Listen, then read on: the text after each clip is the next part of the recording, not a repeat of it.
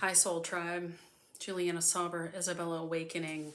How are you? I am so excited to share with you a perspective that was given to me the other day, and I'm super excited about this because I hope that it will help you understand a little bit better about the idea of love, compassion, and boundaries.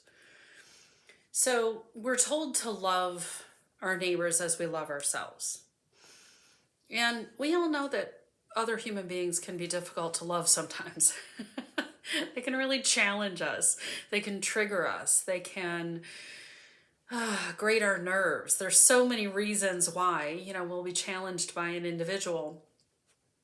And we have to go through the process of understanding why that person triggers us and then do the healing that's related. But our best effort is to love them exactly as they are, because we want them to love us exactly as we are.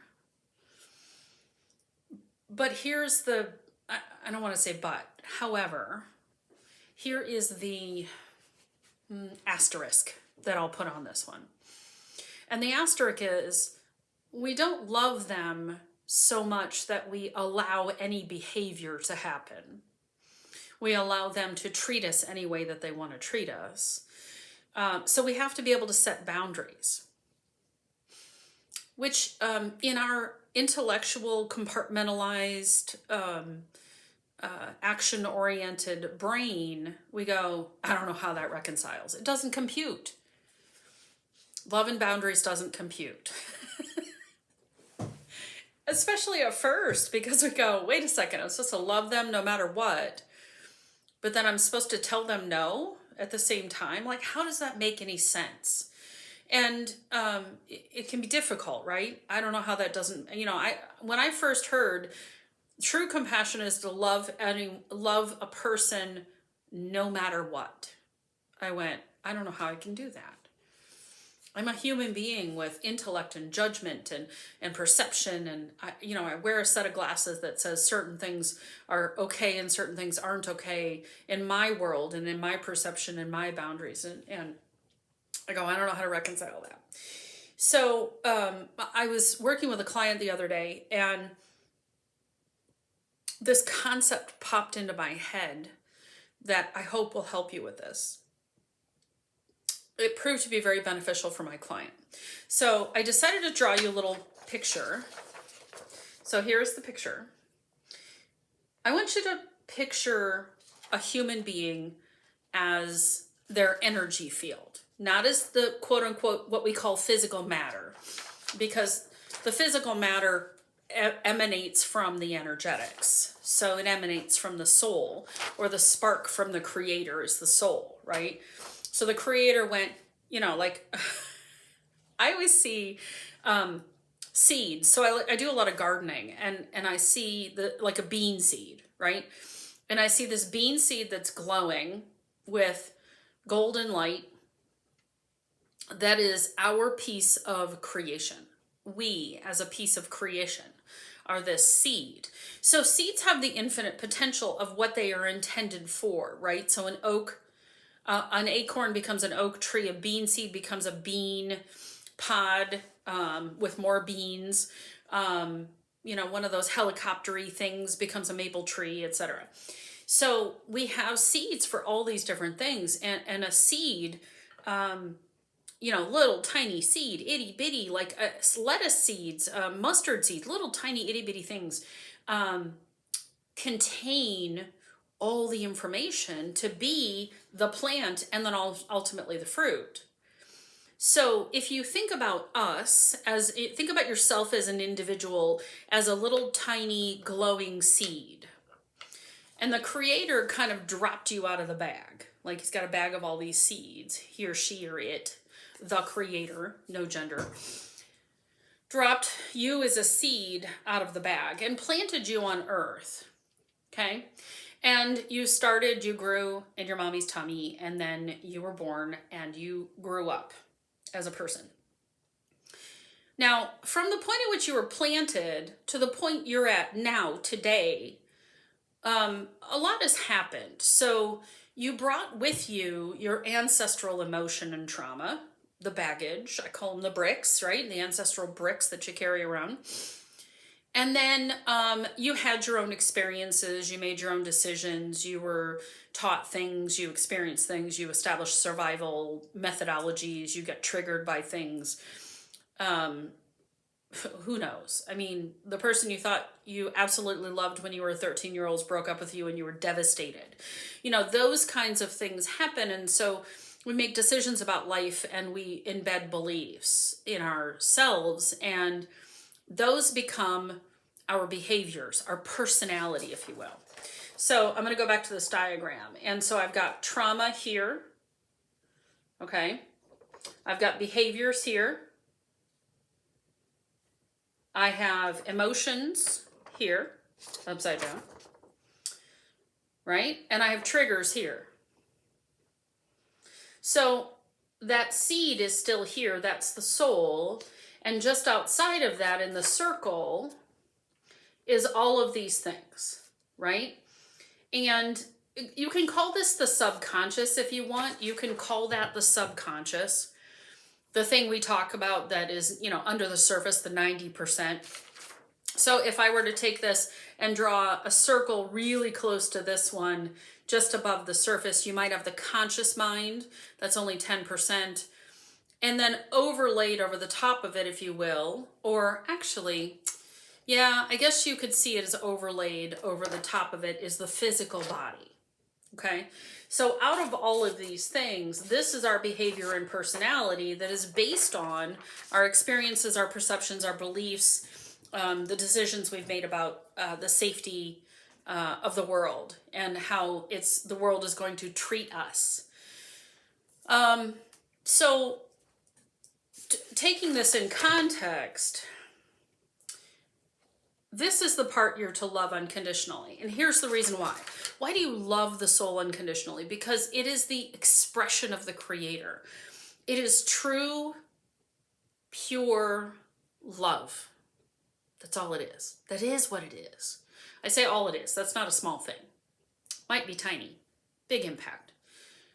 Inside that is a heart that is pure and loving and isn't burdened by the things on the outside in the next circle out. Okay. The soul comes in with its perfect expression. We pile on top of it all the rest of that stuff. So we can love the soul for its pure expression and its potential, for the opportunity that exists for that human being, that essence to express itself in this beautiful, amazing way.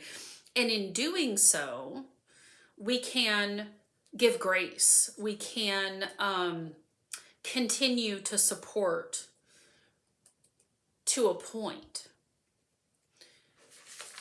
We don't have to allow the behaviors to cross our boundaries. So when I say to my kids, I love you, however, that behavior I cannot accept. It isn't about them. It's not that I don't love them, because I do. I adore them at the deepest level of their soul and my soul. But that doesn't mean they get to talk to me the way they like to talk to me. Or that doesn't mean they get to cross a boundary with me or treat me in a way that's disrespectful or whatever.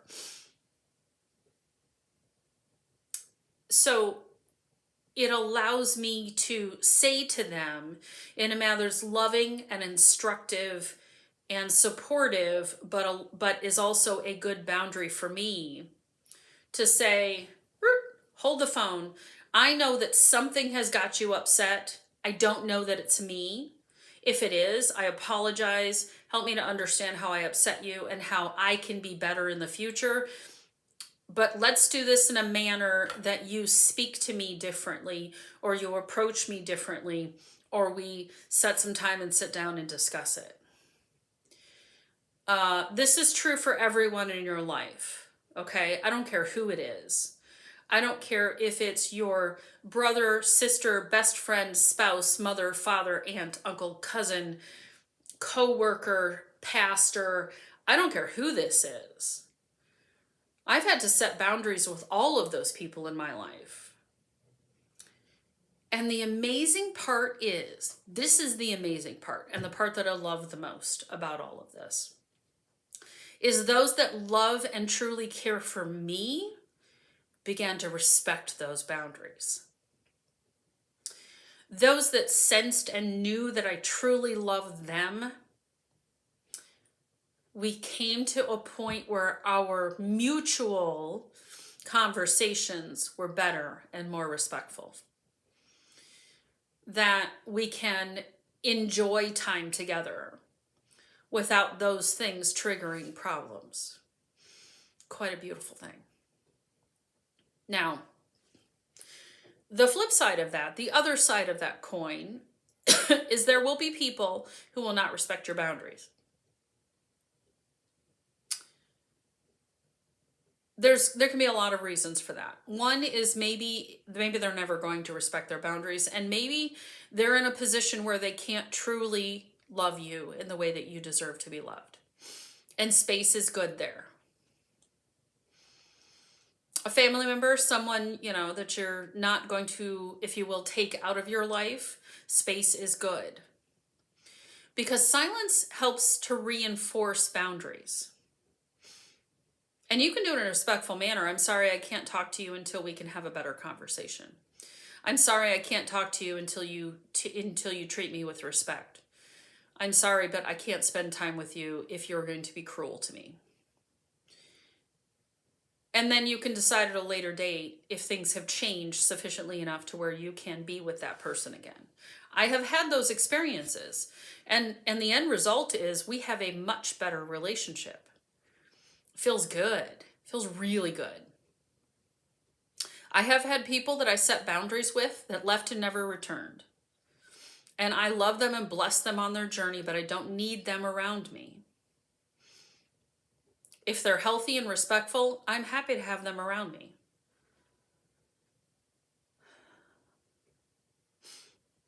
I also know that I'm forever learning and growing and attempting to be better. It is my sincere desire to continue to learn about myself, grow and express myself in the world with a brighter, cleaner light. I want to take this, excuse me, let me open my marker. I want to take this to where these items, the trauma, no longer driving my decision making, no longer driving my behaviors. Emotions, nope. Apparently my marker's dead. Sorry, no benefit there.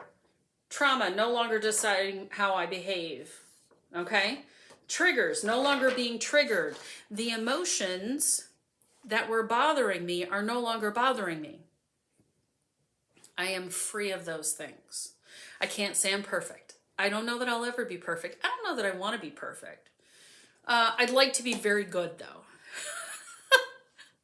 I'd like to be better at it. I'd like to be good at 95% or more of the time. But I also know that I'm a human being and I have to allow myself some grace, and I ask for that from those that I am blessed to be in connection with. So if I've triggered you, I will ask that you explore where that trigger is coming from, work to heal that trigger, so that my message to you, that I love you and that you deserve love and that boundaries are good and healthy and that it's okay to say no for yourself and for the benefit of others. So you can hear that with a clear, pure intention that it has. Because it's meant for nothing more than your benefit and mine. Because though I may be a teacher, I will always be a student. Always. So, does that help? I'd love some feedback. I'm on Whole Body Renewal Center on Facebook. I'm on Instagram as Juliana Denny Sauber. soon to be on other platforms. So please, share with me. Share with the community, because we grow together. You are loved. You are wonderful. The Creator put you here, and that makes you as important as anybody else, with or without a title. Titles don't matter. What does matter is, how do you show up in the world? Are you doing the work? Are you loving your shadow? Because I think that's the next conversation, is loving your shadow. How about we do that? Loving your shadow. Because I'm going to tell you what, I'm making that note. That's the next conversation. Loving your shadow. I don't know. It's kind of fun. It wasn't at first. It is now. It's a lot of fun now. So, all right. I wish you many blessings, my friends. And we'll talk soon.